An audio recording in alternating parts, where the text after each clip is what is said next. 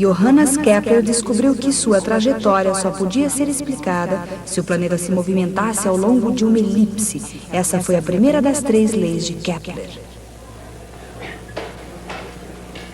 Certamente vocês estão lembrados que Tycho Brahe tinha o seu próprio sistema do universo.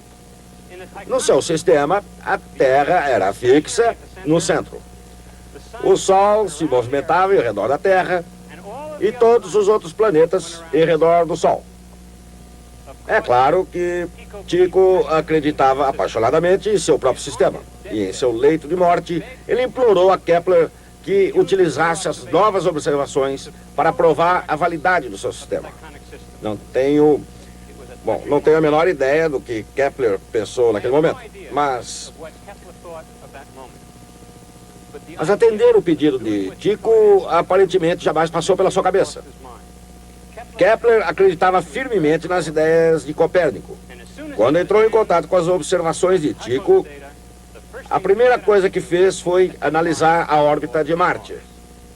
Foi muito difícil. Por mais que fizesse, não conseguiu fazer com que a órbita de Marte coincidisse com o círculo. A diferença entre a posição angular de Marte e a melhor órbita circular era de 8 minutos de arco. Em outras palavras, se ele tivesse tentado fazer o mesmo antes das observações de Tycho, isso teria sido possível. Com os dados obtidos por Tycho, era inútil tentar. Assim, Kepler enfrentou um conflito direto entre o antigo axioma platônico, segundo o qual todos os movimentos celestes deviam ser circulares, e as novas observações de Tycho Brahe. Frente a esse conflito, Kepler decidiu ficar com as novas observações. Começou então a procurar uma curva capaz de descrever a órbita de Marte. Depois de muitos anos de trabalho, acabou encontrando a resposta. Uma curva conhecida há milhares de anos. Uma curva chamada elipse. Em termos gráficos, um pedaço de barbante e 2 alfinetes ilustram a elegância simples de uma elipse. Desde que o barbante não estique, alcançando um comprimento diferente, a distância total de um alfinete ao lápis e ao outro alfinete é constante. Um único foco é chamado focus.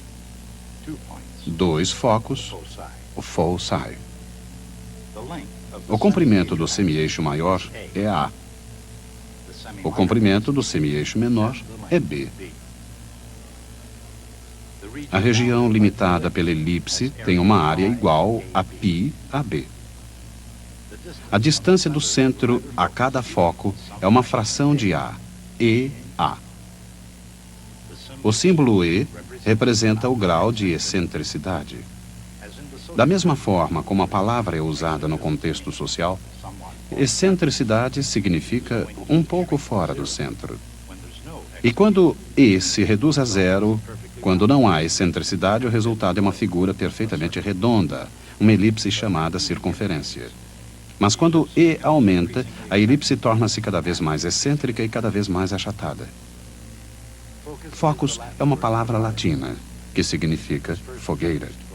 Foi usada pela primeira vez na descrição da elipse por um homem que se tornou conhecido como matemático errante, Johannes Kepler. No Sol, ele via a maior fogueira do universo. Em sua vida emocional, no entanto, particularmente em sua infância, ele teve muito pouco calor humano. Seu pai, um aventureiro de baixa categoria, abandonou a família muito cedo. Sua mãe seria mais tarde julgada por feitiçaria. Não sabemos se o velho Kepler fugiu porque descobriu que a mulher era uma bruxa. Na ausência do pai, a vida de Johannes foi constantemente marcada pela pobreza, apesar dos supostos poderes de sua mãe e também pela doença. Seus antecedentes desafiam muitas noções modernas sobre hereditariedade e meio ambiente. Embora demonstrasse habilidade e curiosidade de um gênio da matemática, Johannes Kepler não parecia um forte candidato a resolver alguns dos problemas fundamentais do universo. No início da sua carreira, Kepler foi professor em Graz, à margem do rio Mur, no sudeste da Áustria. Como muitos outros antes e depois dele, Kepler descobriu mais frustrações do que recompensas no magistério. Utilizou modelos geométricos dos movimentos planetários, mas logo percebeu que os dados astronômicos de que dispunha não eram suficientemente confiáveis. No alvorecer do novo século, no dia 1º de janeiro de 1600, Kepler partiu em busca dos dados astronômicos mais precisos já obtidos e daquele que os possuía, Tycho Brahe. Nascido na aristocracia, Tycho surpreendeu a nobreza dinamarquesa ao decidir fazer alguma coisa útil. A astronomia tornou-se a razão de sua existência. Durante os últimos 38 anos de sua vida, produziu mapas celestes de extraordinária precisão. Ninguém no mundo reconheceu mais o valor potencial das observações de Tycho do que Johannes Kepler. Para ele, esses dados eram a chave que abriria a porta do universo, revelando o que ele chamava os segredos dos céus. Mas, para a decepção de Kepler, Tycho sabia como manter um segredo. Assim, Kepler batalhou sem os preciosos dados de Tycho durante quase 2 anos. Então, no dia 24 de outubro de 1601, o destino entrou em ação. As últimas palavras de Tycho foram: "Não permitam que a minha vida tenha sido em vão." A família manteve os dados em segredo, mas Kepler conseguiu realizar o último desejo de Tycho. Mais preocupado com a ciência do que com a ética, Kepler roubou o material. O pequeno matemático, bem comportado, estava finalmente pronto para, em suas próprias palavras, travar minha guerra contra Marte. Marte, o planeta vermelho. Marte, um antigo deus romano da agricultura e da guerra. Marte, poderoso e misterioso através dos tempos. Dentro do antigo conceito de um universo em que a Terra ocupava o centro, os planetas moviam-se em epiciclos. Às vezes, como era o caso de Marte, os epiciclos eram muito irregulares. Para explicar esse comportamento estranho, Tycho concebeu o seu próprio universo, o sistema solar de Tycho Brahe. Assim como Ptolomeu, ele colocou a Terra no centro, com o Sol girando em seu redor. Mas assim como Copérnico, Tycho colocou os outros planetas se movimentando em órbita do Sol. Embora o sistema de Tycho correspondesse às aparências de maneira mais simples que o de Ptolomeu, Kepler adotou os pontos de vista de Nicolau Copérnico. Além de ser um ponto de vista impopular, Galileu seria julgado em Roma por compartilhar dele, era um ponto de vista extremamente difícil de se justificar cientificamente. Consideremos o sistema solar de Copérnico e os problemas que ele representava para Kepler. Segundo o revolucionário ponto de vista de Copérnico, Kepler precisava fazer observações matemáticas a partir de um planeta que não estava em posição central e fixa, mas sim em movimento, juntamente com os outros planetas. Podemos imaginar a dificuldade de tentar calcular a órbita de Marte a partir de uma plataforma móvel. Essa plataforma, girando sobre o próprio eixo, move-se numa órbita não circular, numa velocidade constantemente variando e com um centro desconhecido. Esse era o dilema de Kepler. Mas ele enfrentou esse dilema com uma veia poética dentro de um universo lógico. Perguntava, por acaso, que vantagem o pequeno pássaro espera obter do seu canto. Indagava Kepler, expressando como via sua determinação de descobrir o segredo dos céus. Assim como algumas criaturas parecem ter sido criadas para cantar, Kepler parece ter sido criado para calcular. E seus cálculos, que perfazem mais de 900 páginas, foram extremamente difíceis. Sua guerra contra Marte foi um cerco no qual muitas armas utilizadas eram imperfeitas e defeituosas. Mas mesmo assim, elas foram empregadas com notável brilho. Por exemplo, para determinar a localização de sua plataforma móvel, Kepler utilizou observações de Marte à medida em que o planeta retornava, ano marciano após ano marciano, ao mesmo ponto de sua órbita.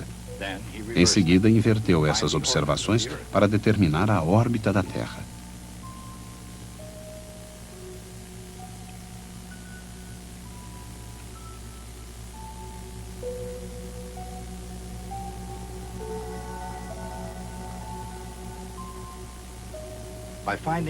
Ao encontrar uma circunferência, muito embora ela não estivesse exatamente centralizada no Sol, Kepler dera um passo na direção certa. Mais uma vez, ele atacou o problema de Marte.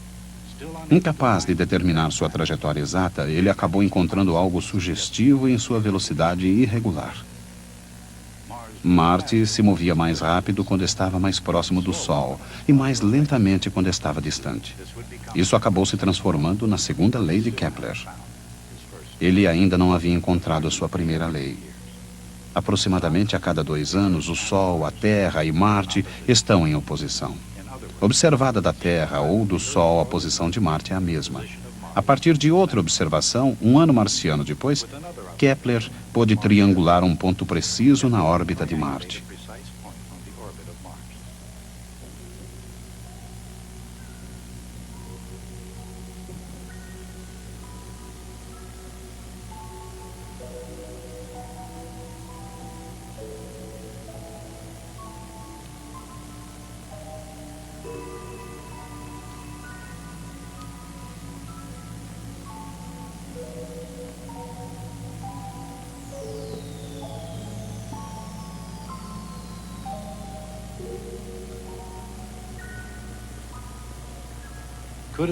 Poderia uma órbita circular, mesmo uma que estivesse descentrada do Sol, se encaixar em todos os pontos?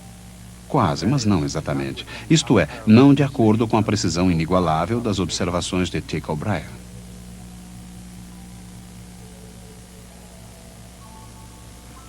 Que curva, então, poderia descrever essa órbita? A resposta a essa questão revelaria o segredo do céu.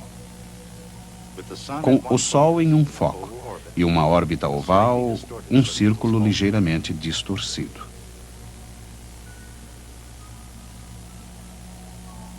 E esse tipo de órbita era uma elipse. A elipse, já conhecida dos antigos gregos e redescoberta nos céus por Johannes Kepler, pode ser observada à vontade aqui na Terra.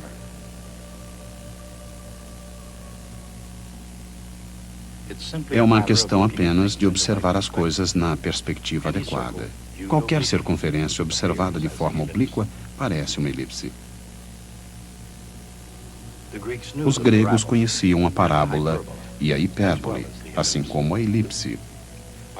Cortando um cone com um plano, produziam curvas chamadas secções cônicas. Se o plano é perpendicular ao eixo, ele produz uma circunferência.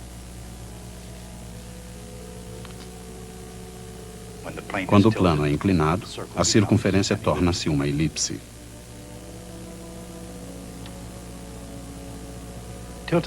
Inclinando-se o plano o suficiente para que fique paralelo a um lado do cone, obtém-se uma parábola.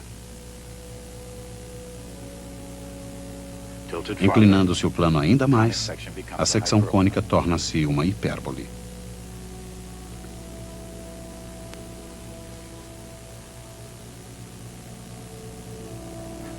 Os gregos antigos apresentavam uma notável capacidade para os jogos geométricos.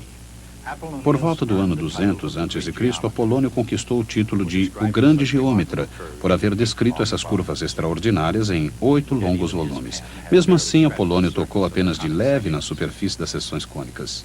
No ano 300 a.C., Papos de Alexandria descobriu outra maneira de descrever essas curvas.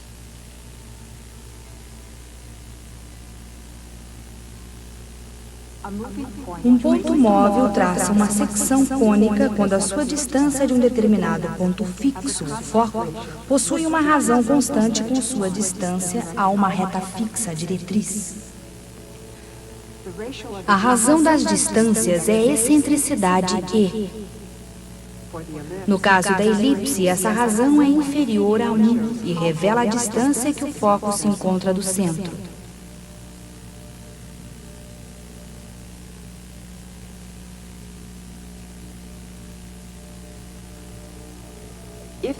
Quando as duas distâncias são iguais, o resultado é uma parábola, uma secção cônica com excentricidade igual a 1.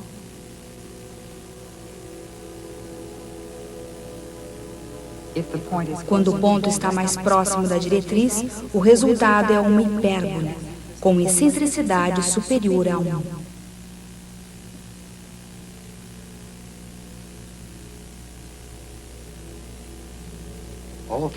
Todas as três secções cônicas possuem uma propriedade comum. E todas as três podem ser descritas através de uma mesma equação algébrica. Uma equação algébrica muito útil para o estudo dos movimentos planetários.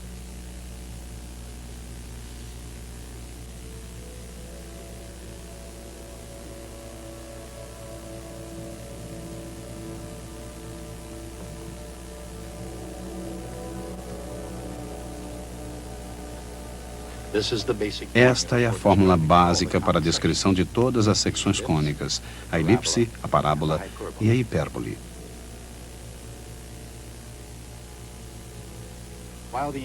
Os antigos gregos foram os primeiros a estudar as secções cônicas. Jamais imaginaram que essas curvas influenciariam a forma do futuro. A parábola é um exemplo. Do clarão ofuscante dos faróis do automóvel, a edição muito limitada do telescópio de 10 metros da Caltech, mais de 1 bilhão de parábolas fazem parte da sociedade moderna. Hoje, entre muitas outras coisas, as parábolas são trajetórias de projéteis e formas receptoras dos fornos solares.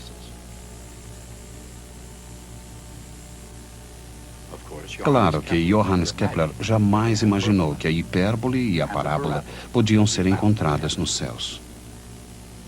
De fato, a utilização da elipse por Kepler, no caso da órbita de Marte, só foi possível porque ela era a única órbita planetária excêntrica o suficiente, aproximadamente 0,09, para ser considerada não circular.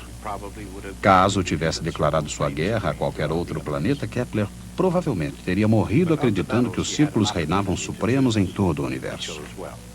Quando pôde, Kepler escolheu bem suas batalhas. No caso dos dados de Tycho, ele foi vitorioso ao descobrir que a elipse, tão boa para representar a órbita medida, constituía o segredo matemático da criação de Deus.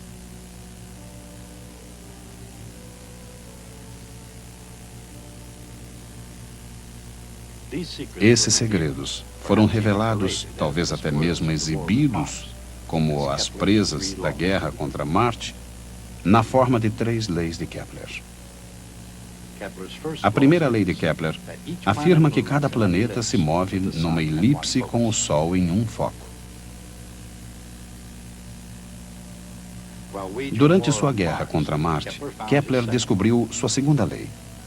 Uma linha ligando o Sol a um planeta varre áreas iguais em tempos iguais. A segunda lei de Kepler permitiu cálculos de precisão assombrosa de distância e velocidade.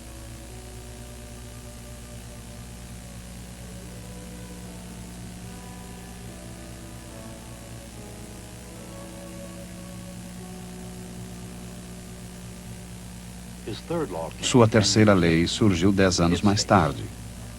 Ela afirma que o quadrado do período de um planeta é proporcional ao cubo do comprimento do semi-eixo maior. Essa lei revela uma conexão entre os movimentos dos diferentes planetas.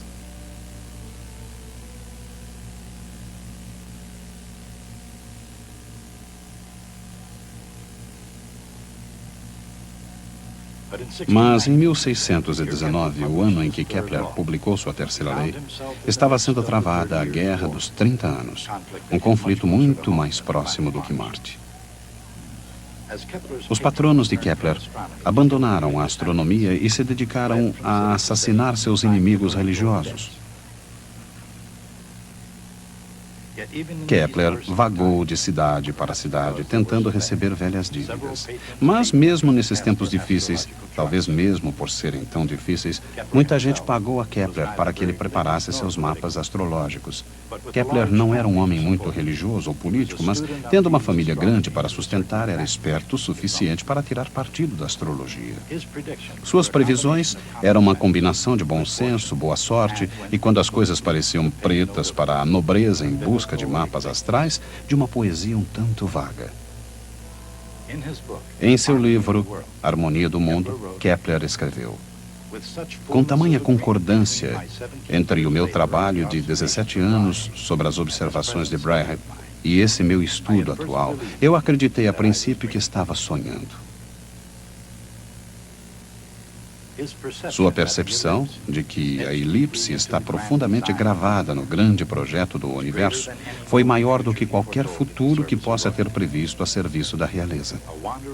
Um viandante perseguido pelo destino e pelas circunstâncias, Johannes Kepler finalmente desvendou o mistério do movimento planetário.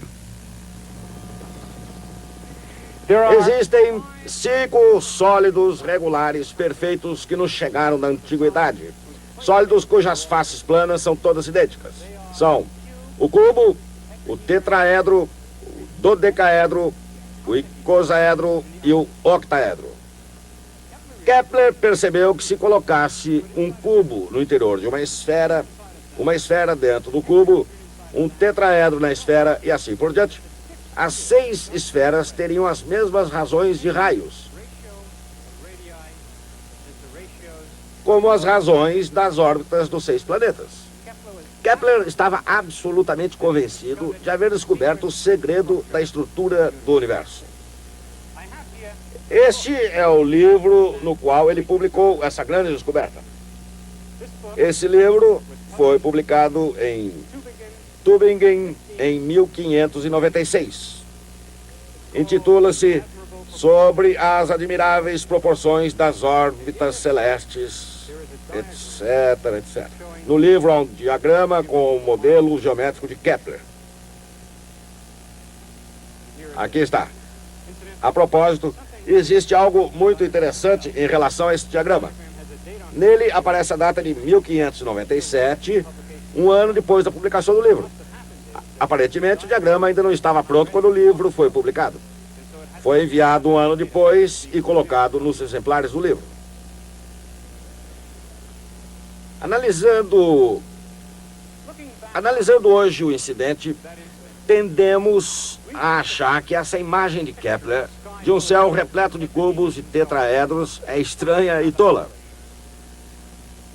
Mas gostaria por um momento de considerar seriamente essas ideias e verificar realmente em que consiste. Em primeiro lugar, numa época em que quase ninguém mais acreditava em Copérnico, este modelo é essencialmente copernicano. Ele não faria sentido sem o Sol no centro. Em segundo lugar, foi só muito mais tarde, na época de Newton, que começamos a imaginar um universo unido por forças invisíveis. Antes de Kepler, o universo era um plenum. Isso significa que estava cheio de esferas de cristal. Kepler substituía as esferas de cristal por esses sólidos geométricos perfeitos. A ideia de Kepler era ousada, mas, ao mesmo tempo, solidamente fincada na tradição científica de sua época. Em terceiro lugar, foi uma ideia de muito sucesso. Sua imagem explicava as razões das órbitas de todos os planetas conhecidos.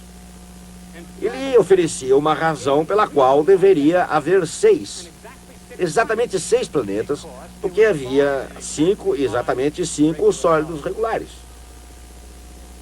Finalmente, o modelo serviu para motivar Kepler no gigantesco trabalho desenvolvido durante toda a sua vida, um trabalho que conduziria às suas grandes leis. Todo esse trabalho serviu para justificar essa imagem que ele teve sempre em mente. Sua ideia estava errada, mas errada por uma razão científica legítima. Por exemplo, ele dizia que devia haver 6 e apenas 6 planetas. Sabemos hoje que existem 9 planetas, talvez até mais.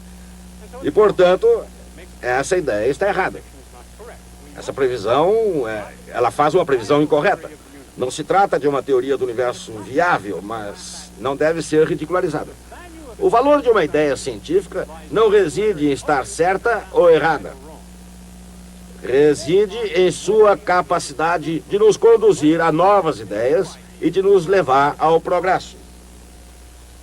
Desse ponto de vista, o modelo maluco de Kepler, que acabaria se revelando equivocado, no entanto, segundo qualquer padrão razoável, deve ser considerado uma das mais importantes ideias científicas da história. Até a próxima vez. Embora o modelo geométrico de Kepler seja incorreto, ele o levaria a descobrir 3 leis que descrevem os céus com precisão. Cada planeta se movimenta em torno do Sol ao longo de uma trajetória elíptica com o Sol em um dos focos. Uma linha ligando o Sol a um planeta varre áreas iguais em tempos iguais. O período da órbita de um planeta ao quadrado é proporcional ao cubo do seu semi-eixo maior.